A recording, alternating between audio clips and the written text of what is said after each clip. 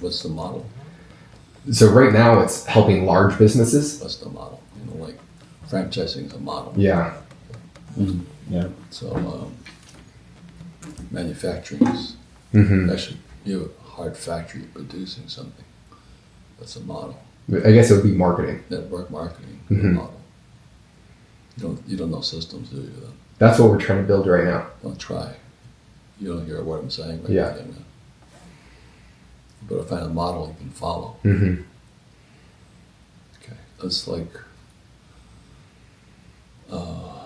when I was starting out, I just started off with there was a thing called a pet rock, and I said, "Wow, that's kind of interesting business," because it went all throughout the world. It was really hot, and then it died, and I went, "Huh." So there was no sustainability. Nonetheless, then there was another guy down the street. We're all about the same age. He started a shower mic, and it was soap on a rope, shaped like a microphone. And so he got famous because he'd be on television, showing his microphone and all this. And it was hot and died again.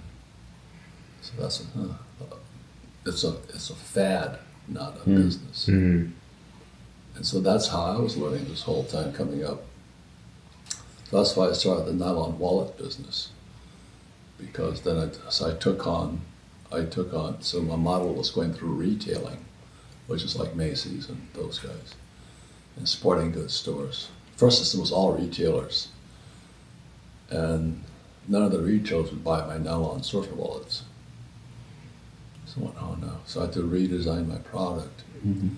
And back when I was still starting out, running had just started. And I read in the paper that this jogger went to San Francisco Park, and jogging was the craze. Nike was taking off, and this guy took his key for his car and put it on top of his front tire and went for a run. And he came back, the key was gone. So the question was, what does a jogger do with his key or her key? So then, because my background was already in the nylon wallets, and I was sewing and all this stuff, I went to school to sail, to sail ships. So we're building wallets out of nylon and then Velcro. And then, so we designed a shoe pocket that went on the shoe. Then the question was, how do you market it, And so we finished, so our system was going through retailers, precisely sporting goods stores. And so we built this wallet, nobody would buy it. So we raised money, which was really what I was supposed to learn anyway. And we bought 3 full-color ads in Runner's World magazine. Cost us like $7,000, It's a lot of money back then. And we said, don't leave home without it. So American Express came after us because don't leave home without it was their slogan. Oh, wow. And so nobody called on that ad. So we're going broke. We're fucking broke. So I borrowed more money. And my partner and I flew to New York City to the New York Sporting Goods show. And we're setting up our booth. And our booth was called Rippers. And this guy comes by from Hudson Bay Company, which is the big retailer in Canada. He says, Rippers, where you been? And I said, we've been here all along. He says, my store is filled with people. My store is filled with people looking for your product. And so I said, why didn't you call me? He says, you stupid kids. You didn't put your address or contact information with your ad. That's how I learned. But it was through that process I got smarter. But I was looking for the model, if you know what I mean. So look at what I'm doing today. I go through bookstores and Amazon throughout the world in different languages. So that I found my model of retailing. So I'm not, yesterday I bought a new Porsche, not a new one, but a used Porsche. This guy's business model is completely different than the Porsche dealers. And his dealer, this Porsche, this guy, used car guy I bought it from, he just does advertising, but he has no big lot. You know, you drive down Camelback, all those cars, freaking expensive. But that's that model. And he was telling me, he says, then he has to hire salesmen. Do you know what I mean? His model is not, for him, it didn't work. He had to hire salesmen.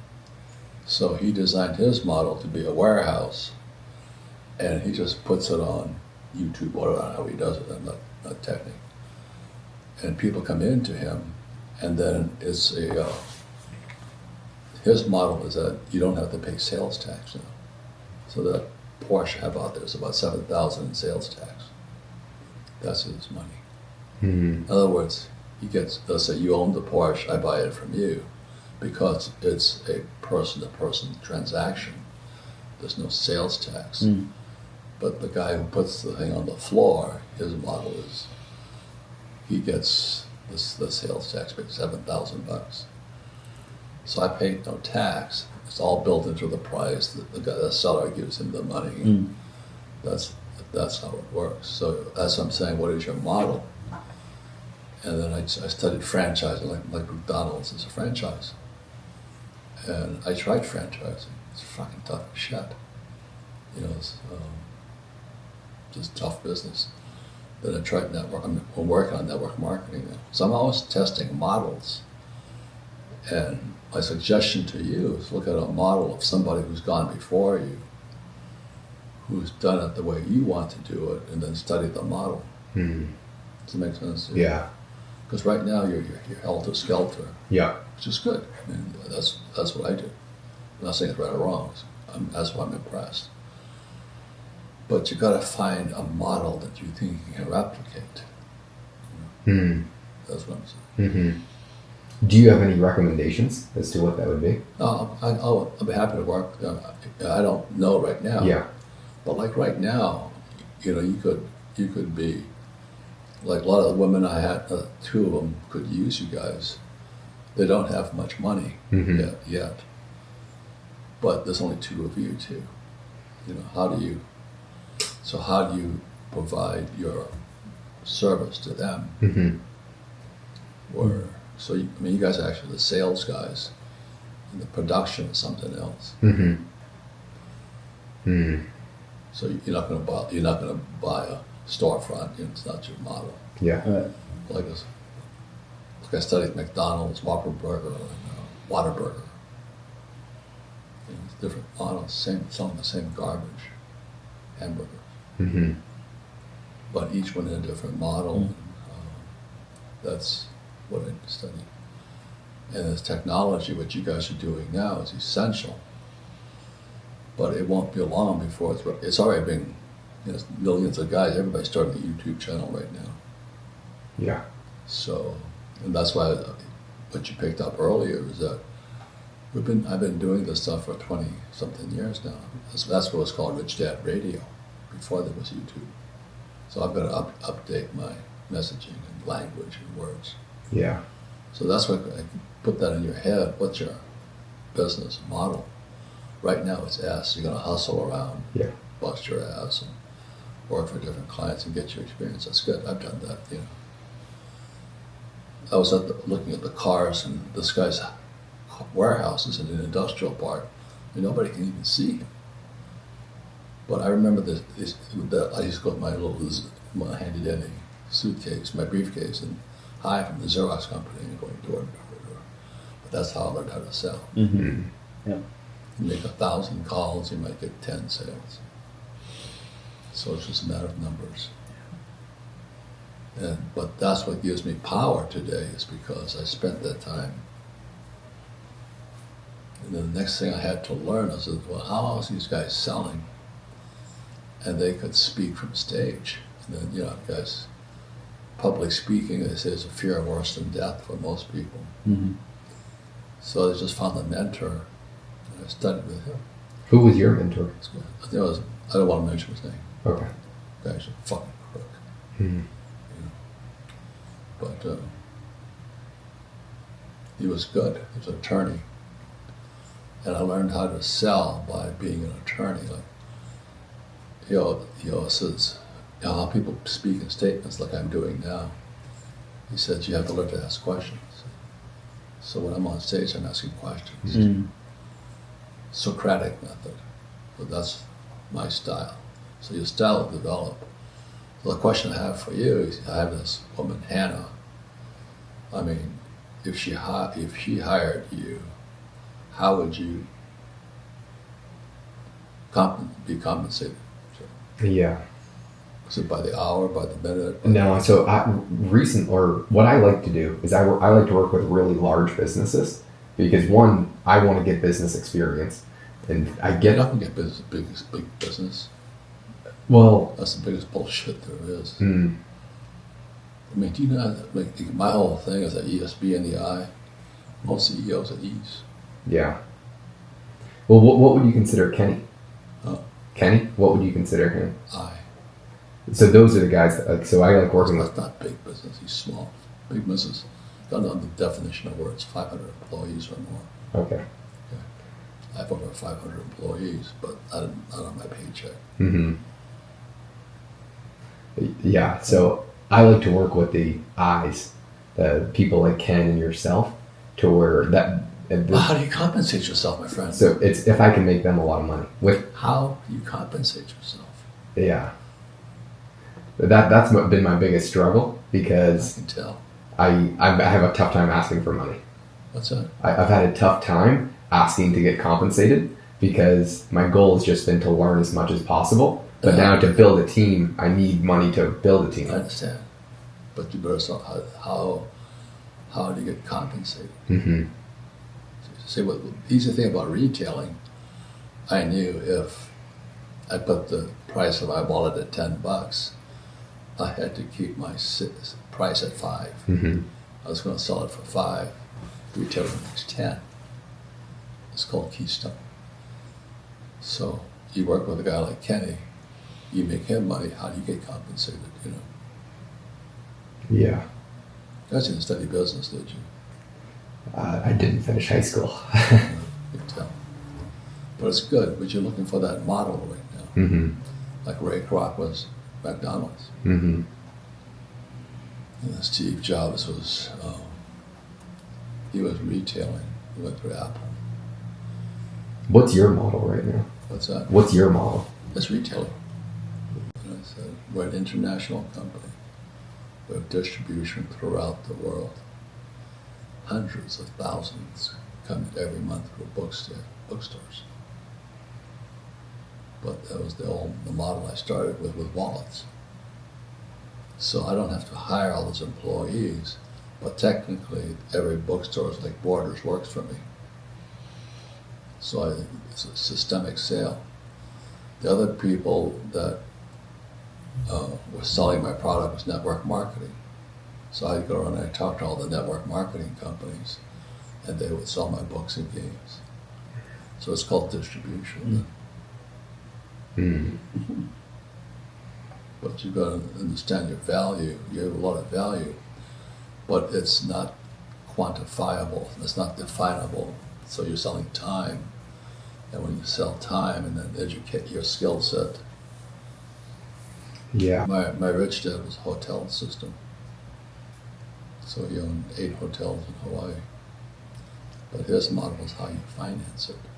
Mm. And that's what I had to learn. So I had to learn real estate. But he taught me all that playing Monopoly, 4 greenhouses, 1-bed hotel. So Kenny and I went one hotel together. I owned this hotel here on the wigwam down the road there.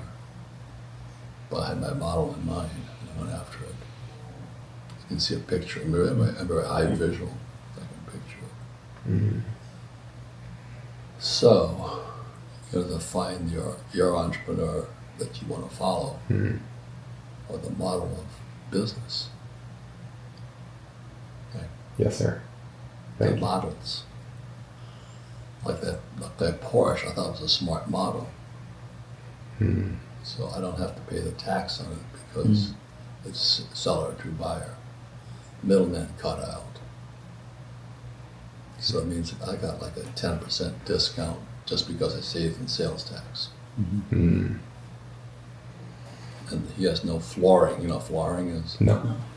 Flooring means is when those dealerships out there, they own all those cars. That's called flooring. Mm. So they go to the bank and they say, I want, we're going to buy $10 million worth of cars. They're going to sit out here. So the bank gives them a loan securitized by the cars. That's called flooring. So what's it cost to put the car on the floor? So they sell it for $1,000, and you know the dealer gets 500, bank gets something, and all that. It's a very expensive model. But every time I drive down Camelback, I go, holy, Yeah. it's expensive. And all those sales guys hanging out, Mm-hmm. signs and advertising in papers. And that's not my model. Mm-hmm. So that's what I do. I wrote, like I say to people, I'm not a best writing author, but I'm a best selling author. Mm. So I learned how to sell first. And the way I learn how to sell is by just dumbing complex down, keep it simple. And then I write a book, and then I go on the road, and like I get paid $150,000 an hour for speaking. But I got to get there for the $150,000, which the travel kills me. Mm-hmm. So I'll be in Japan and Tokyo, and I'll be talking to bookstores and talking to the press and stuff like this. But those are all skills I had to learn. Mm-hmm. I had to learn also how to hire employees.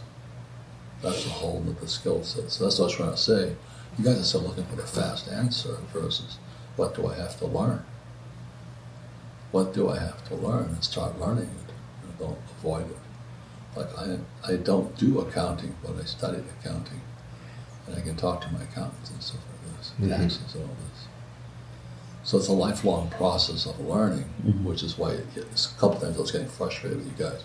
Oh, just give me the answer. That's a fucking stupid cunt school teacher attitude. Just give me the answer, I'll know it. That's why they're poor. They think the answer is it.